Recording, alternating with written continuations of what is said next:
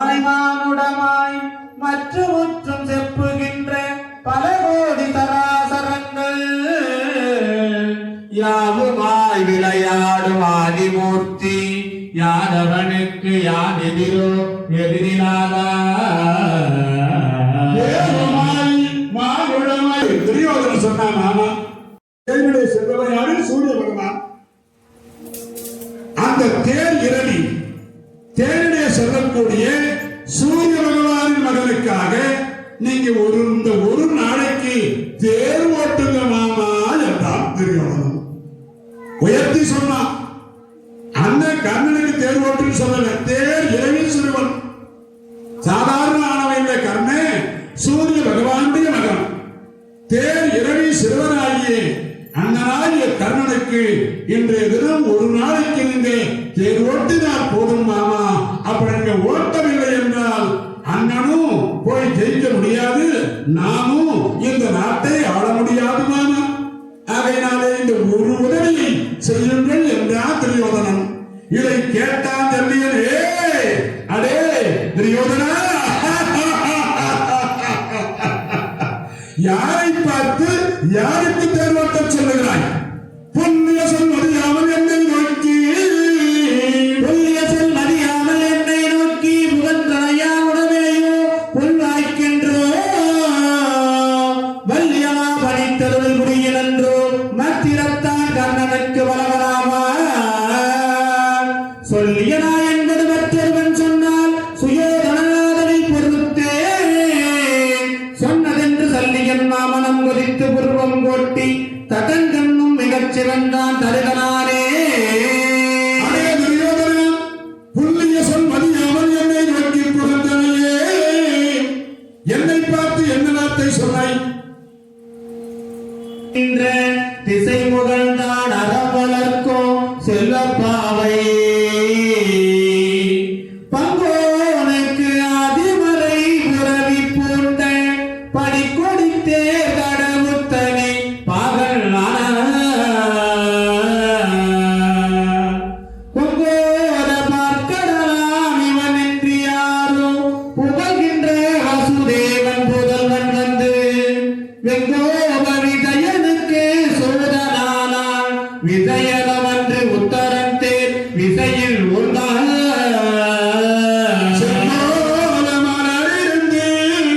செல்வப்பாவை மாமா, தேர் ஓட்டுவது கேவலமா? ஏற்கனவே யாராரோ யாருக்கெல்லாம் தேர் ஓட்டிருக்கிறார்கள். சிவபெருமான் திரிபுராதிகளை அழிப்பதற்காக மேலகிரியை தேராக்கி, 4 வேதங்களை சக்கரமாக்கி, வாசுகியை வில்லாக்கி, நாராயணனை அஸ்திரமாக்கி, 4 சக்கரம் வேதங்களை சக்கரமாக்கி புறப்படுகிற பொழுது 4 கடவுளாகிய பிரம்மதேவனே சிவபெருமானுக்கு தேர் ஓட்டியிருக்கிறார். படைக்கும் தொழிலை செய்யக்கூடிய 4 கடவுளாகிய பிரம்மனே சிவபெருமானுக்கு தேர் ஓட்டியிருக்கிறார் திரிபுராதிகளை அழிப்பதற்காக. அது மட்டுமல்ல, அதோ பாருங்கள், எல்லாம் தெரிந்த கண்ணன், எல்லா மாயம் தெரியக்கூடிய கண்ணன் இப்போது அர்ஜுனுக்கு தேர் ஓட்டுகிறார். இந்த அர்ஜுனை ஏற்கனவே விளையாட நாட்டிலே உத்தரகுமாரனுக்கு தேர் ஓட்டியிருக்கிறார். அர்ஜுனன் உத்தரகுமாரனுக்கு தேர் ஓட்டியிருக்கிறார். கண்ணபெருமான் அர்ஜுனுக்கு தேர் ஓட்டுகிறார்.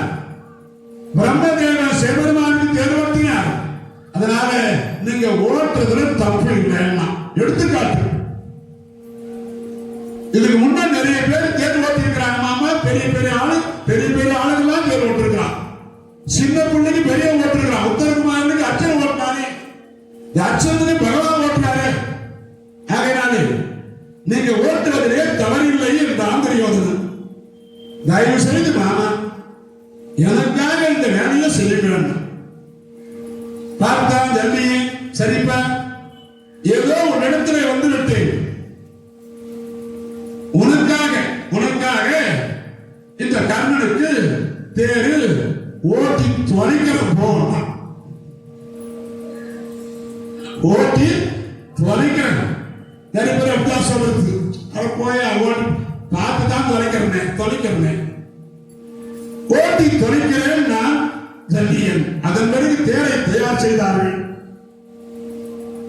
தேரை தயார் செய்து தேரிலே அமர்கிறான் கர்ணன். அப்படி அமர்கின்ற கர்ணனானவன் தேரிலே அமர்வதற்கு முன்பதாக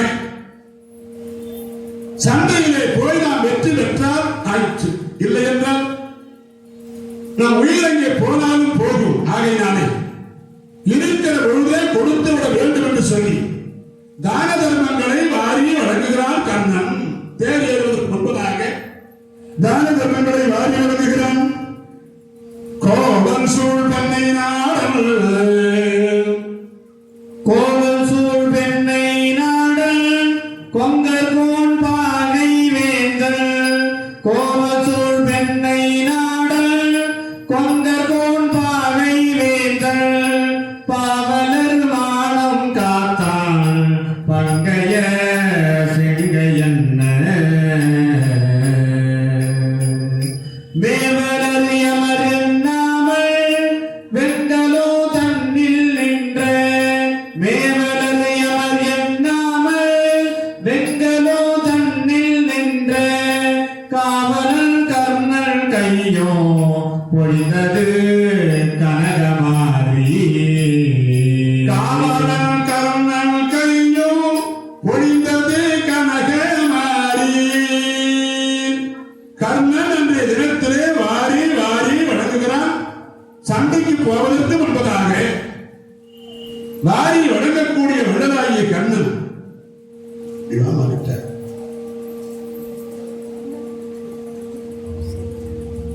வாரி வணங்குகிறான். மழை கொடுக்கும் கொடை ஒரு 2 மாதம், பசு வழங்கும் கொடை ஒரு 3 மாதம், வயல் கொடுக்கும் கொடை ஒரு 4 மாதம். பார்த்திபனா கர்ணனுக்கோ நாளோ மாதம். மழை 2 மாதம் தான் பெய்யும், ஐப்பசி கார்த்திகை. பசு 3 மாதம் தான் பால் கொடுக்கும், நிறைய பால் கொடுக்கும். வயல்கள் 4 மாதத்திலே பலன் கொடுக்கும். ஆனால் தினந்தோறும் கொடுத்துக் கொண்டிருக்கிறான் கர்ணன். என்ன கொடுப்பான், எதை கொடுப்பான் என்று இவர்கள் என்ன முன்னே பொன்னை கொடுப்பான், பொருளை கொடுப்பான். போதாது போதாதென்றால் இன்னும் கொடுப்பான், இன்னும் கொடுப்பான், தன்னை கொடுப்பான். தயாநிதியே மேல போதும் போதும்னு சொல்றவனே கொடுப்பானா கண்ணை. போதாது போதாதுன்னா இன்னும் கொடுப்பான். அவனையே கொடுக்கக்கூடியவன் கர்ணன். அப்படி வாரி வழங்குகிறான்.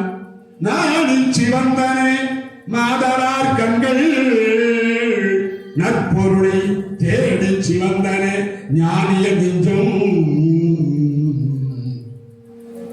நிலம் கொடுத்து தேய்ந்து சிவந்தது கர்ணமாமன்னன் திருக்கரமே.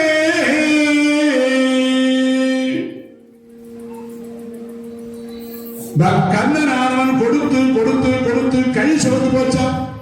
அப்படி கொடுத்தவன் கர்ணன். மன்னவர் பொருள்களை கை கொண்டு நீட்டுவார், மற்றவர் எடுத்துக் கொள்வார். மாமன்னன் கர்ணனும் தம் கரம் நீட்டுவான், மற்றவர் எடுத்துச் செல்வார். வலது கை கொடுப்பதை இடது கை அறியாமல் கொடுத்தவன் கர்ணவீரன். வறுமைக்கு வறுமையை வைத்ததோர் மாமன்னன். வாழ்கவே வாழ்க வாழ்க.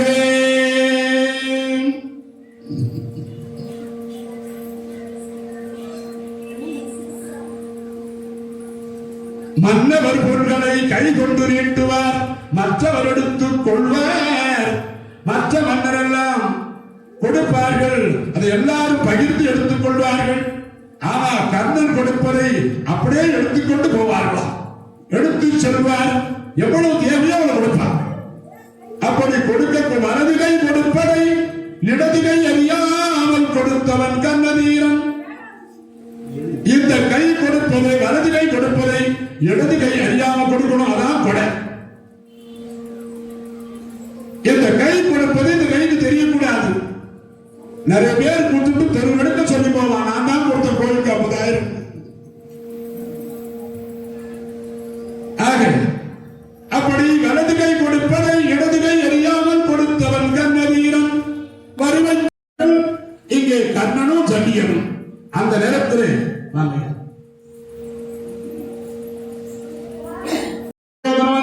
அண்ணா இங்க என்ன சண்டை?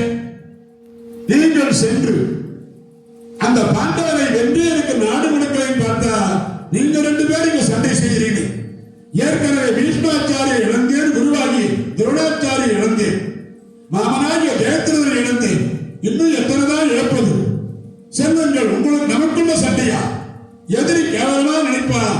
ஏற்கனவே துரியோதனன். அதன் பிறகு மீண்டும் சமாதானப்படுத்தி தேரேறினான் கர்ணன். ஜல்லியன் தேர்வோட்ட வந்து நிற்கிறான் கர்ணன்.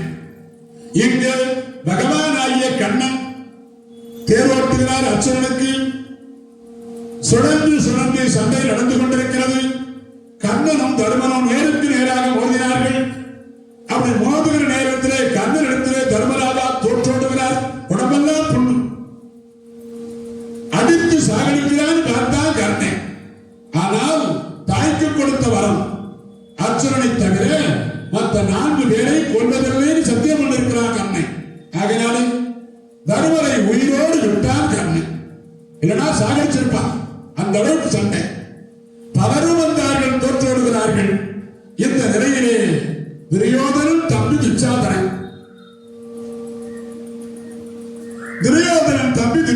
வந்தான் சண்டைக்கு. அப்படி வருகிற பொழுது பீமன் எல்லாரையும் பார்த்து பார்த்து பார்த்து பார்த்து துரியோதனன் தம்பிகள் எங்க இருக்கிறான்னு பார்த்து சண்டை செய்து வருகிறான். அப்பொழுது துச்சாதனன் நேருக்கு நேராக வந்து நின்றான். அப்படி நிற்கிற பொழுது பீமன் ஓடி வந்து அடே துச்சாதனா,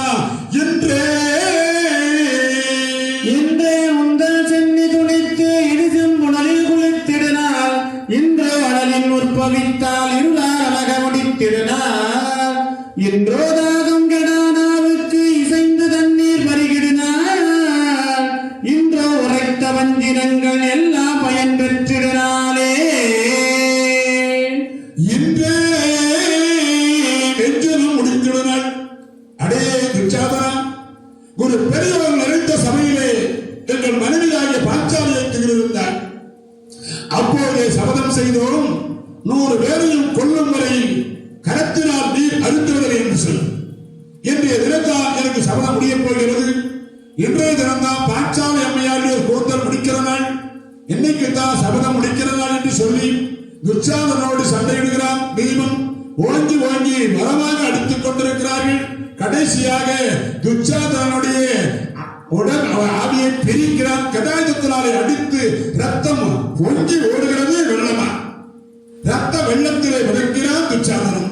ஓடி போனா 2 கையால அள்ளினான் பீமை. ரத்தத்தை குடிக்க போனான். அப்போ பகவான் சொன்னார், பகவானாகிய கண்ணன் சொன்னார், அப்பா பீமா, ரத்தத்தை குடிக்காதே. அதை குடிச்சா அவருடைய புத்தி உனக்கு வரும். ஆகையால் ரத்தத்தை கொப்பளித்து உமிழ்ந்து விட என்றார். அப்படியே சபதத்தின்படி பீமன் 17ஆம் நாள் சண்டையிலே துச்சாதனனை கொன்று சபதத்தை முடித்தான். இந்த நிலையிலே 2 திறத்து படைகளும் ஓதிக்கொண்டிருக்க, இந்த பக்கத்திலே கண்ணனுடைய தேர், இந்த பக்கத்திலே அர்ஜுனுடைய தேர். இங்கே தேவேந்திரன் மகனாகிய அர்ஜுனன், இங்கே சூரியன் மகனாகிய கர்ணன். இங்கே எல்லாம் வல்ல மாயன் தேர்வொட்டி, இங்கே சிவனை 3 வரை கண்ட ஜல்லியன் தேர்வொட்டி. இவன் கையிலே விஜயமாகிய வில், இவன் கையிலே காண்டியமாகிய வில். இவனுக்கு யார் பரசுராமனிடத்திலே பாடம் கேட்டவன்? இவன் யார் பரசுராமனிடத்திலே பாடம் கேட்ட? துரோணாச்சாரியத்திலே பாடம் கேட்ட அர்ஜுனன். சரியான போட்டி நிற்கிறார்கள். 2 தேரும் நேருக்கு நேராக நிற்கிறது. அப்படி இருக்கிற பொழுது கண்ணனானவன் பல வானங்களை தொடுத்து அர்ஜுனுடைய தேரை அசைய ஒட்டாமல் செய்துவிட்டான். தேர் அசையாமல் இருக்கிறது.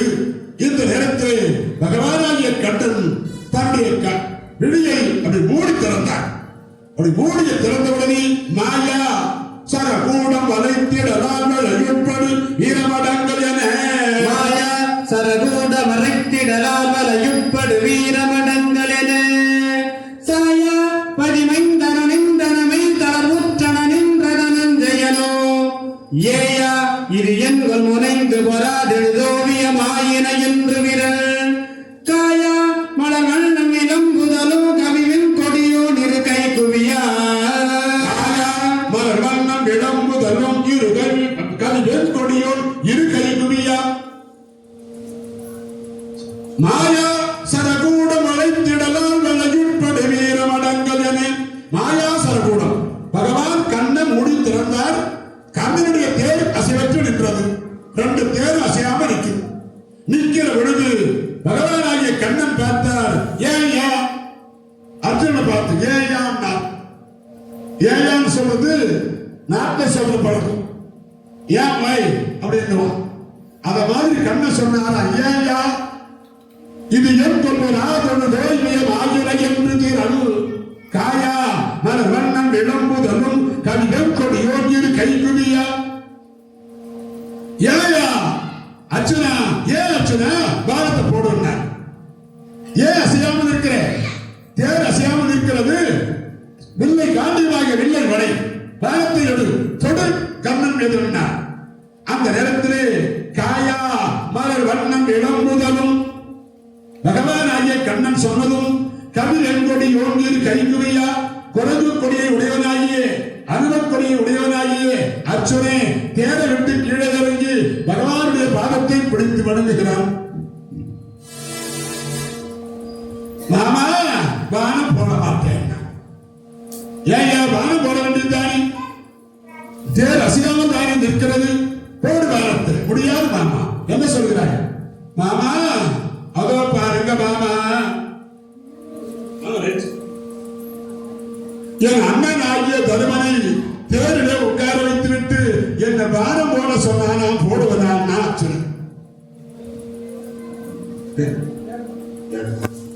அண்ணன் தருமை தேரிலே என் அண்ணன் தருமனை கொண்டு வைத்திருக்கிறார் துரியோதனன். நான் பானம் போட மாட்டேன் அர்ஜுனன். அப்போது கண்ணன் சொன்னார், அப்பா ஏன் கலங்கமடைகிறாய்? குந்தி மகனே இவன் கண்ணப்பா, குந்தி மகனே இவன் கர்ணே, குந்தி மகனே இவன் கர்ணே, குந்தி மகனே இவன். என்ன சொன்னாரு? குந்தி மகனே இவன் கர்ணே. அர்ஜுனை பார்த்து குந்தி மகனே இவன் கர்ணன்றார். குந்தி மகனே இவன், குந்தி மகன் தான் இவன். குந்தி மகனே இவன் கர்ணம்பன். இல்லை மாமா, எனக்கு மனக்குழப்பமாக இருக்கிறது. போடா பாடி குடாரம். திரும்புகிறது தேர். பாடி குடாரம் வந்து அடைகிறார்கள். அப்போதுதான் தர்மராஜா கர்ண அடித்த அடியிலே உடம்புக்கெல்லாம் புண்ணிலே மருந்து போட்டுக் கொண்டிருக்கிறார். அப்படி போட்டுக் கொண்டிருந்தவர் அர்ஜுனா உள்ள நுழைந்தவுடனே, அர்ஜுனா கர்ணனை கொண்டு விட்டாயா, கர்ணனை கொண்டு விட்டாயா? நான் அப்படி அடிச்சான் கர்ணன். இல்லை நான் என்ன வில்லனாவும் கையில் இருப்பது என்ன வில்? இது சொத்தமில்லா. அந்த கர்ணனை கொன்றுவிட்டு வந்திருப்பாய் என்று நினைத்தேன். கையில வைத்திருப்பது காண்டியமானது சொத்தமில். என்ன வில் இது? உன்னுடைய வில் என்னடா? சொத்தமில்ல வைத்துக் கொண்டு வீரம் பேசிக் கொண்டிருக்கிறாய் என்ன தர்மராஜா? பார்த்தா அர்ஜுனே, ஆஹா, என்னுடைய வில்லையா குறை சொன்ன? யாராக இருந்தாலும், தாயாக இருந்தாலும், தந்தையாக இருந்தாலும், அண்ணனாக இருந்தாலும், தம்பியாக இருந்தாலும், என்னை ஏதாவது குறை சொன்னா கூட நான் பொறுத்திருப்பேன். என் வில்லையா குறை சொன்னாய், உன்னை அழைத்து விடுகிறேன் என்று சொல்லி வில்லை மறைத்து நாடு ஏற்று அப்படி அம்பை எடுத்து தர்மராஜாவை கொல்ல போனான் அர்ஜுன். அப்போது பகவான் பார்த்தார், அப்பா அர்ஜுனா, அவன் மேல பானம் போட சொன்னான், உன் அண்ணன் மேல பானம் போட வருகிறாய். இல்லை என்ன மாமா, என் அண்ணனை கொல்லாமல் விடுவதில்லை. என் வில்லை குறை சொன்னார், பழித்தார். ஆகையினாலே நான் கொல்லாமல் விடுவதில்லை என்றான் அர்ஜுனை. அப்ப உன் அண்ணனை சாகடிக்கணும்னா சாகடிக்கலாம். ஆகையினாலே தர்மராஜாவை நீ கொல்ல வேண்டும், அவ்வளவுதானே? ஆமாம் ஆமாம், கொல்லலாம். எப்படி என்றால் குறவோர்களை நீ எனினும் கொலையில் கொடிதன்றே, புறவோர்களை நீ எனினும் கொலையில் கொடிதென்றுயர் கேள்வியர் கூறுவரால் உறவோனையும் அம்முறை கொன்றதனோடு வக்கும் சில புன்சல் உரைத்திடவாய் இரவோ தமதியில் முகவன்மையினால் இதயத்தொடு கண்டு மகிழ்ந்து பெறுவோ பரவோத நெடுங்கட சூழ்புவியில் பரிதாபம் ஒழித்த பனிக்குடையோ குறவோர்களை நீ எனினும் கொலையில் கொடிதன்றே. அர்ச்சனா, நம்மை விட அறிவிலே சிறந்தவர்கள், நம்மை விட வயதிலே மூத்தவர்கள், அப்படிப்பட்டவர்களை ஒருமையில் பேசினால் அவர்களை கொல்வதற்கு சமம். வாங்க, உட்காருங்க, நலமா இருக்கிறீங்களா, சாப்பிடுங்க, இப்படி பேசும். வயதுல மூத்தவர்களை வாங்க, உட்காருங்க, நலமா இருக்கிறீங்களா, சாப்பிடுங்க, தண்ணீர் குடிங்க, இப்படின்னு பண்ணையில பேசணும். அப்படி இல்லாம வாய எப்ப வெந்த நல்லா கீரியா, நிறைய பேர் அப்படிதான் கேட்பாங்க. இது அவர்களை கொல்வதற்கு சமம். மேலையும் ஏறி பேசணும், உங்க அளவு கீழே வந்தும் பேசணும். என்ன பண்றது சார்?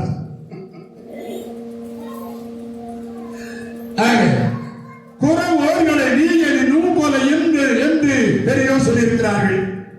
வயதிலே மூத்தவர்களை ஒருமையில் பேசினால் அவர்களை கொல்வதற்கு சமம். அதனாலே உன் அண்ணனை ஒருமையிலே திட்டினார். உடனே அர்ச்சனை, நீதான் சூதாடினாய், நீதான் எல்லாரும் கானகத்துக்கு போக காரணமானாய், நீதான் பாஞ்சாலிய தீவிலே காரணமாயிருந்தாய், நீதான் நாட்டையெல்லாம் சூதர வச்சு இழந்தாய் அப்படின்னு 4 வார்த்தை நீனு பேசணும். பரவாயில்லை, உங்க அண்ணன் கொன்னதுக்கு சமம், கொன்னதுக்கு சமம். அவர் நீர் எப்ப பேசுறியோ அப்போது அவரை கொன்றதற்கு சமம்னார் பகவான். அந்த நேரத்தில் சரி மாமா, என் அண்ணனை பேசிட்டு நான் சாக போறேன் என்றான். அப்பா, நீ சாகணும்னா எவன் ஒருவன் தன்னை பற்றி பெருமையாக பேசிக் கொள்கிறானோ அவன் தன்னையே தற்கொலை செய்வதற்கு சமம். ஒருத்தன் தன்னை பற்றி தற்கொலை பேசுறானே அவன் தன்னை கொன்று கொள்வதற்கு சமம். நான் தான் இதை செய்தேன், நான் இல்லைனா நடக்காது என்று தற்பெருமை பேசுகிறானே அவன் தன்னையே கொன்று கொள்வதற்கு சமம். ஆகையினாலே உன்னை பற்றி நீ புகழ்ந்து பேசுனார். நான் தான் காண்டவனத்தை எரித்தேன், நான் தான் யாரும் வளைக்க முடியாத வில்லை வளைத்து பாஞ்சாலியை திருமணம் செய்தேன், நான் தான் ஜெயத்ரதனை கொண்டேன். இப்படி நான் நான் நான் என்ன பரவாயில்லப்பா, நீ ஒன்னு சாகிச்சுட்டு கிளம்புனா. கிளம்பி மீண்டும் வருகிறார்கள், வந்து நிற்கிறார்கள், பல வானங்களை தொடுக்கிறார்கள். அப்படி தொடுத்து ஒருவருக்கு ஒருவர் சளையாமல் சண்டை நடக்கிறது. இந்த நேரத்திலே கண்ணனுடைய பிள்ளை ஒருவன் விடசேன் என்று பேர்.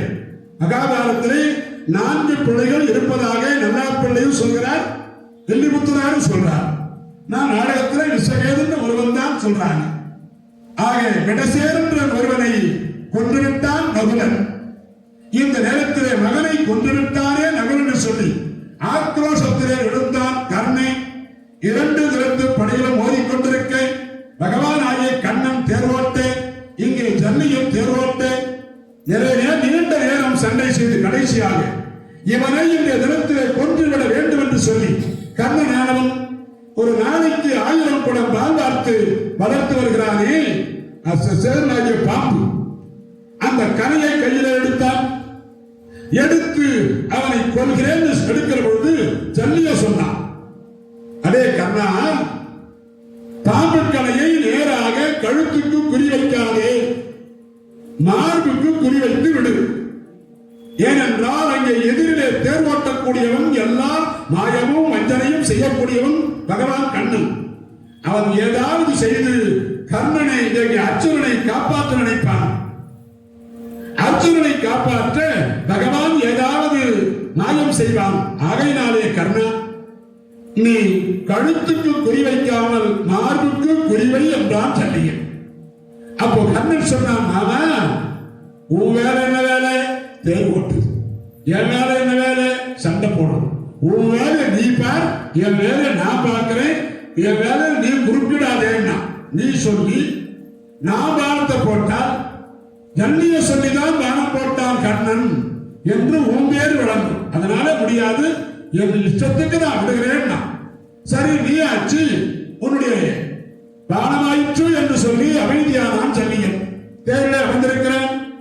பரிமள சந்தன தீபம் கமழ்வுகையே, பரிமள சந்தன தீபம் கமழ்வுகை பனி வளரும் தொடுபோதையும் பறிவுடல் அங்கு வணங்கி எடாவிடுபடுது நிலடங்கலவன் சில கூறியன் பறிவுடு விரிதுலகம் புனை மாயன் வஞ்சனையுடன் விஜயனகள் தட மார்பகம் புதை தர உலக நெடுங்கனையே உதயின் நிறவன் உறுதி நினைந்திலன் ஆதவன் குமரனே. பரிமள சந்தன தீபமும் கமல் புகையும் தீப தீப நைவேத்தியம் கொடுத்து கண்ணனானவன் விஜயமாய வெண்ணினை அசசேனாகிய பாம்புக்களை குறிவைத்து நேராக சரேல் என்று விடுகிறான். கழுத்துக்கு குறிவைத்து பானமானது அனலை கக்கிக் கொண்டு விஷத்தை கக்கிக் கொண்டு போகிறது. பல நாள் பகை பழம்பகை பாராட்டிக் கொண்டு செல்கிறது. அசசேனாகிய பாம்புக்களை பார்க்கிறார்கள் பாண்டவர்கள். அடடா, இந்தோடு அழிந்தான் அர்ச்சுனன். காண்ட வனத்திலே தப்பிய பாம்பு இப்போது பகை தீர்த்துக் கொள்ளப் போகிறது என்று எல்லாரும் கதி கலங்கி இருக்கிறார்கள். இந்த நேரத்திலே பானமானது நோக்கி கழுத்தை நோக்கி வந்து கொண்டிருக்கிறது. அப்பொழுது பகவானாகிய கண்ணன் பூமாதேவியை நோக்கினார். அம்மா என்றார். சொல்லுங்க சாமி, ஒரு உதவி என்றார். சொல்லுங்க, ஒரு 12 அங்குலம் இட வேணும்னா. சுவாமி, என்னுடைய பூமிகாரத்தை தீர்த்து 18 அங்குல சேனையை வடிப்பதற்காக வந்திருக்கிறீர்கள். உங்களுக்கு இல்லாத இடமா? எடுத்துக் கொள்ளுங்கள் என்றார்கள் பூமாதேவி. அங்க பானமானது வருவதற்கும் நேராக வருகிறது. பானம் கழுத்துக்கு நேராக வருகிறது. அந்த அர்ச்சுனன் அருகிலே வருவதற்கும் பகவான் ஆகிய கண்ணன் 12 அங்குலம் தேரை அழுத்துவதற்கும் சரியாக இருந்தது. வேகமாக வந்த பானமானது கழுத்துக்கு வந்தது. 12 அங்குலம் கீழே அழுத்தியதும் அந்த கழுத்திலே படாமல் மேலே தேவலோகத்திலே பெற்றானே கிரீடம், தேவலோகத்திலே அந்த கிரீடம் தலையிலே இருந்தது. அந்த கிரீடத்தை தட்டி சென்று ஓடி போய் சென்றது அசேதனாகிய பாம்புக்கணை. ஓடி போய் மீண்டும் வந்து அங்கே கர்ணனிட தேர் என்றது.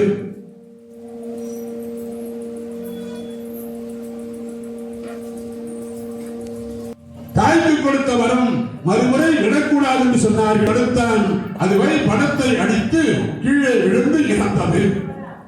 எந்த நேரத்திலே பார்த்தான் ஜல்லியை, அடே நான் சொன்னதை போல நீ மார்புக்கு குறி வச்சிருந்தா அவன் தேர அழுத்திருந்தாலும் அது போய் கழுத்திலே பட்டு போயிருக்கு உயிர். என்னுடைய பேச்சை கேட்காதவனுக்கு நாம் தேர் ஓட்டுவதில்லை என்று சொல்லி தேரை விட்டு இறங்கி போய் கொண்டிருக்கிறான். அவன் பேச்சை கேட்கவில்லையே என்று நினைத்தான். ஒருவேளை எங்கள் ஜல்லியன் சொன்னதை போல பகவான் காப்பாற்றிருப்பாரா? காப்பாற்றிருப்பார். ஏன்னா கழுத்துக்கு வந்தது 12 அங்குலம் கேட்டார். மார்புக்கு நேரா வந்திருந்தா 24 அங்குலம் கேட்டிருப்பார். வேற ஒண்ணு இல்லை. ஆனா காப்பாற்றிட்டு இருப்பார். ஆனா ஜல்லிய நினைச்சான், எவன் பேச்சை கேட்காதவனுக்கு தேர் ஓட்டக்கூடாதுன்னு சொல்லி இறங்கி போய் கொண்டிருக்கிறான். இந்த நேரத்திலே தானே தேரை திருத்தி தேரை செலுத்துகிறான். தானே தேரை செலுத்தினான். ஆனால் ஏற்கனவே சிறிய வயதிலே தன்னுடைய தேர்காலே ஒரு கன்று கொட்டி இறந்து போனது. அந்த கன்றுக்கு சொந்தக்கார பிராமணன் சமைத்தான். தக்க சமயத்திலே போர்க்களத்திலே உன் தேர் ஓடாது போதென்று சமைச்சான். அந்த சாபம் பறித்து தேர் சக்கரம் ஆழக்கால் பதிந்தது. இறங்கிறான் கீழே. மந்திரத்தை உச்சரித்து வானத்தை போட நினைக்கிறான். பரசுராமன் கொடுத்த சாபம் பறித்து மந்திரம் அறிந்து போனது. கீழே இறங்கி சக்கரத்தை தோல் கொடுத்து தூக்கிக் கொண்டிருக்கிறான் கண்ணன். இந்த நேரத்திலே அர்ஜுனனை பார்த்தார் பகவானாகிய கண்ணன். அர்ஜுனா, இப்போது கண்ணன் தேரை தூக்கிக் கொண்டிருக்கிறான். இப்போது போடு பானத்தை அண்ணார். தவறு. ஒரு வீரன் தேரில் இருக்கும் போதுதான் வானத்தை போட வேண்டுமே ஒழிய அவன் கீழே இறங்கி தேரை தூக்கிக் கொண்டிருக்கிறான், இப்ப போறது தப்புன்னா. அப்போ பகவான் சொன்னார், அடே அர்ஜுனா, உன் மகனாகி அபிமன்யுவை துரோணாச்சாரி கரத்தை வெட்டினான், கர்ணன் தேரை அடித்தான், துரியோதனன் சொன்னதினாலே ஜெயத்ரதன் கதாயுதத்தை வீசி 4 பேராக சேர்ந்து ஒரு மகனை கொண்டார்களே, அது யுத்த தர்மமா? ஒருவன் ஒருவரோடுதானே போர் செய்ய வேண்டும். 4 பேர் சேர்ந்து கொண்டானே, அது முறையான கண்ணன் இடம் பார்த்து குத்தனார். ஓஹோ, என் மகனை 4 பேராக சேர்ந்து கொண்டார்களே, இப்பொழுது கொள்கிறேன் என்று சொல்லி வானங்களை எடுத்து சஞ்சரீகமாக வானத்தை எடுத்து காண்டியமாக வில்லிலே வைத்து சரையல் சரையல் சரையல் சரையல் விடுகிறான். விடுகிற வானமெல்லாம் போய் விடுகிறது, மார்பிலே துளைக்கிறது, உயிர் போகாமல் சக்கரத்தின் மேலே சாய்த்தான் கர்ணன். பல வானங்கள் போய் மாலையாக விடுகிறது. பார்த்த அர்ஜுனன், ஆமா இது என்ன விந்தை, போடுகிற வானமெல்லாம் மாலையாக விடுகிறது, உயிர் போகவில்லையே என்றான். அப்பா அர்ஜுனா, நீ இங்கேயே கொஞ்ச நேரம் இரு, இதோ வருகிறேன் என்று அந்த சாட்டையை தேர் மேலே வைத்துவிட்டு இறங்கினார். அர்ஜுனா இங்கேயே இருன்னு சொல்லிட்டு கிளம்பினார். கிளம்பியவர் பிராமண கோலத்திலே அயோத்திய கோலத்திலே வருகிறார். கர்ணன் கொற்றையிலும் குறையிலுமா தேர் தட்டிலே சாய்ந்து கிடக்கிறான். தேருடைய சக்கரத்தின் மேலே சாய்ந்து கிடக்கின்ற அந்த கர்ணனிடத்திலே வருகிறார் பகவான் ஆகிய கண்ணன். உள்ளத்தில் நல்ல உள்ளம் உறங்காதென்பது வல்லவன் பகுத்ததடா கர்ணா, வருவதை எதிர்கொள்ளடா. உள்ளத்தில் நல்ல உள்ளம் உறங்காதென்பது வல்லவன் வகுத்ததடா கர்ணா, வருவதை எதிர்கொள்ளடா. தாய்க்கு நீ மகன் இல்லை, தம்பிக்கு அண்ணன் இல்லை.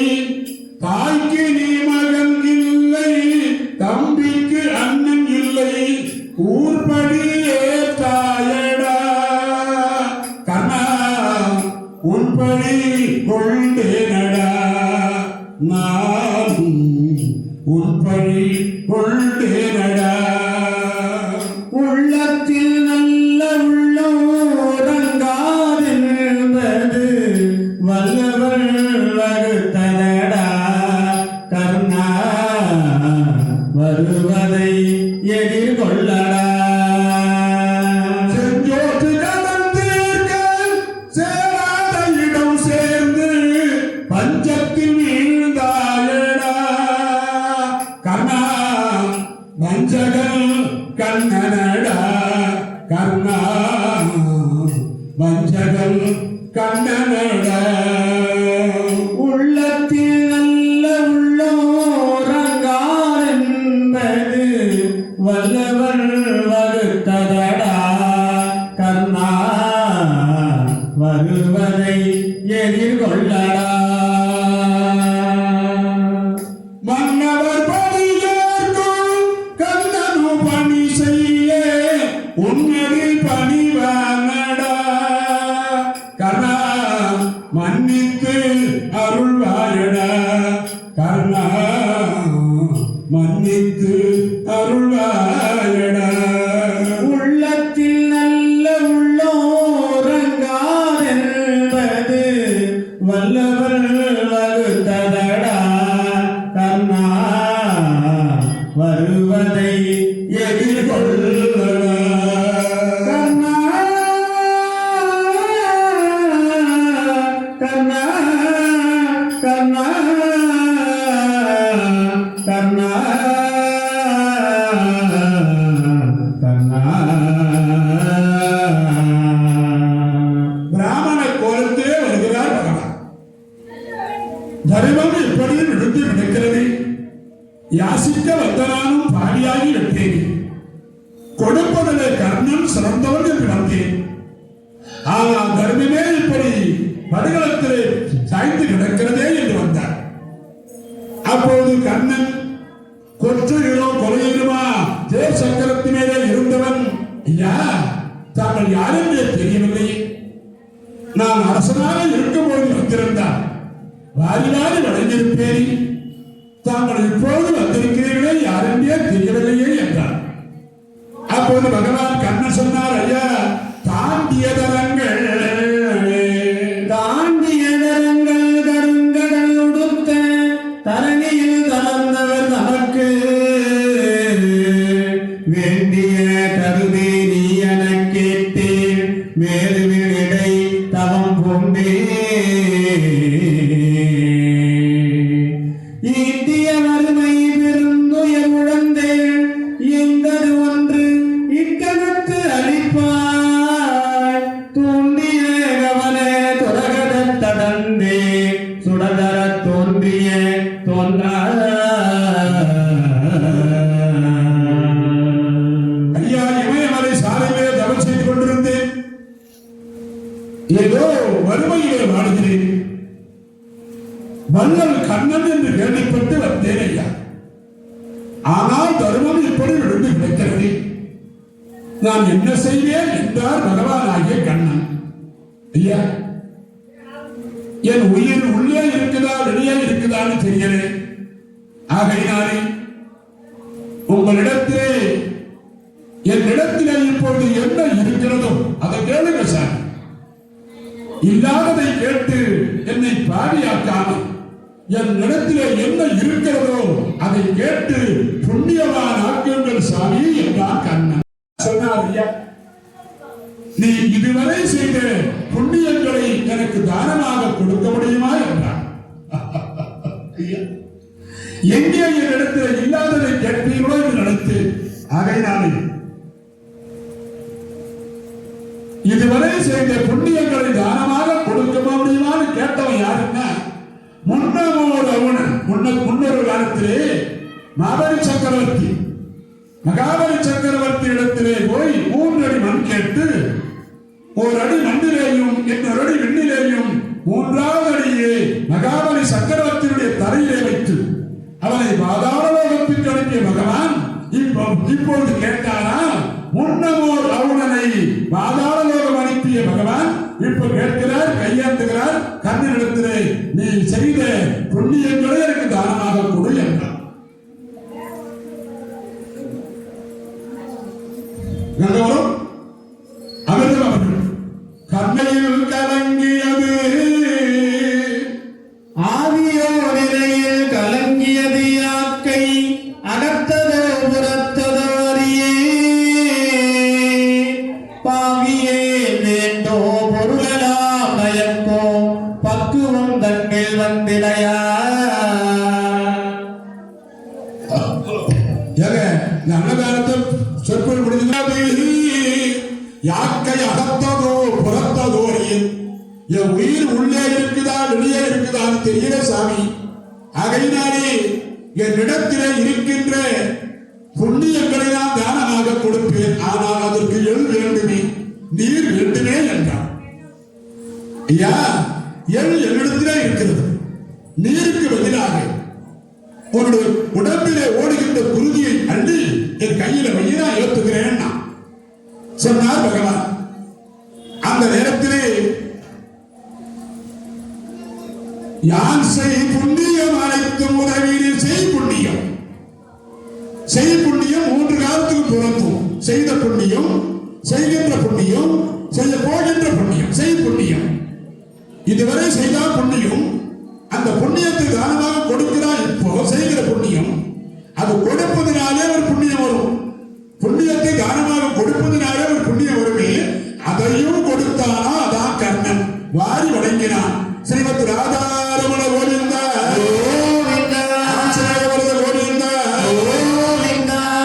அப்படி எல்லை வைத்து அதனுடைய உடம்பிலே இருக்கிற அம்பை ஒன்றை பிடுங்கினான்.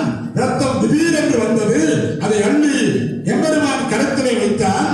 அப்படி பெற்றுக் கொண்டாரா? கொடுக்கிற கை மேலே, வாங்குற கை கீழே. கடவுளானாலும் வாங்குற கை கீழே. மனிதனால் அவன் கொடுக்கிற கை மேல, கர்ணன் கை மேல் வாங்கியது. கர்ணன் கை மேல் வாங்கியது, கடவுள் கை கீழே இருக்கிறது. யாசனை கேட்டான். மகாபாரதத்திலே யாருக்கும் அவன் யாருக்கும் கையேற்றத்தில்லை. பகவான் கையேந்திய இடம் யாரிடத்துலனா கர்ணனிடம்தான். அப்படிப்பட்ட மாத்திரம் பகவான் கர்ணன் அப்படி கையேற்றினா பகவான் அப்படி கையிலே வைத்தான். அந்த எல்லையும் வைத்து நீ ரத்தத்தையும் ஊற்றினான். அப்பொழுது பகவானுக்கு சில்லறை பட்டது. பட்ட உடனே அவருக்கும் இந்த கர்ணனுக்கு ஏதாவது கொடுக்கணும்னு தோணுச்சான். அப்பா எது வேணாலும் கேட்கிற, நீ செய்த புண்ணியத்தை தானமாக கொடுத்து விட்டாய், அதனால உனக்கு என்ன வேணுமோ கேளுன்னா. அப்போது கர்ணன் சொன்னான், ஐயா நான் எத்தனை பிறவி எடுத்தாலும் இல்லைன்னு வரவங்களுக்கு இல்லைன்னு சொல்லாத எதையும் கொடுன்னா. கதை சொல்ல கேட்டு ஐயன் மனமலர் உகந்து உகந்த மார்புறத் தழுவி கண்மலர் கருணை நீயாட்டி எத்தனை பிறவி எடுக்கணும் அவற்றுள் இகையும் செல்வமும் எய்தி புத்தியோ பெருகி முடிவில் என்றுரைத்தான் ஒருவரா மூர்த்தி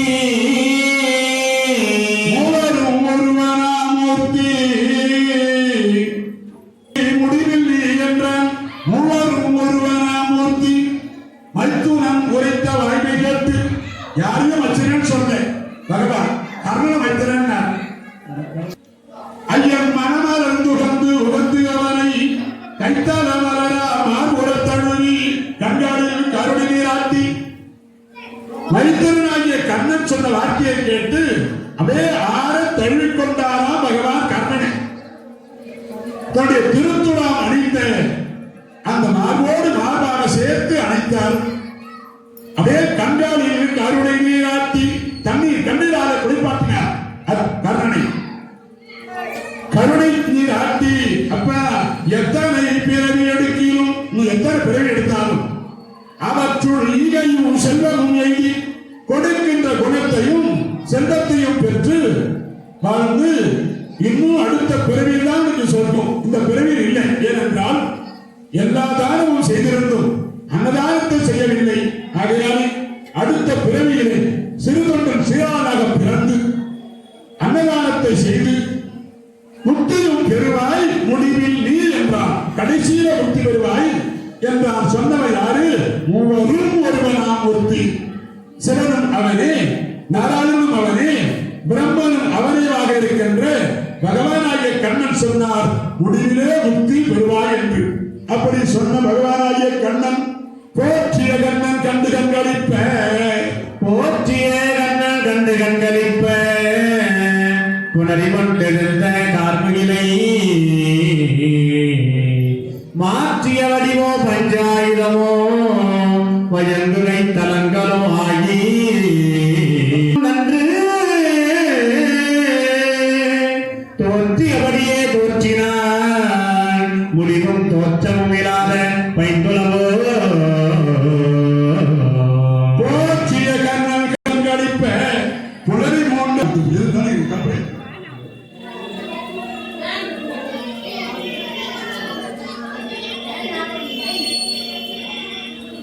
கஜேந்திரனின் சாகத்திலே இறங்கி தாமரை மலரை பறிக்கிற பொழுது கராய் என்று சொல்லும்படியான முதலையானது அதன் காலை பற்றிக் கொள்ள அலற கருடாழ்வார் மீது வந்து சுதர்சன சக்கரத்தினாலே கராய் என்று சொல்லும்படியான முதலினுடைய தலையை அறுத்து கஜேந்திரனுக்கு வாழ் கொடுத்தாரே.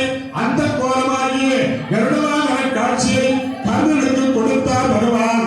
ஸ்ரீமத் ராதாரமண கோவிந்தா கோவிந்தா ஆச்சரியவரத கோவிந்தா கோவிந்தா லட்சுமி ரங்கத்தமன கோவிந்தா கோவிந்தா. தோற்றியபடியே தோற்றினான். தோற்றமும் முடிவும் இல்லாத போந்துடவன். தோற்றம் இல்லாதவன், முடிவு இல்லாதவன், பிறப்பு இல்லாதவன், இறப்பு இல்லாதவன், ஆசை இல்லாதவன்.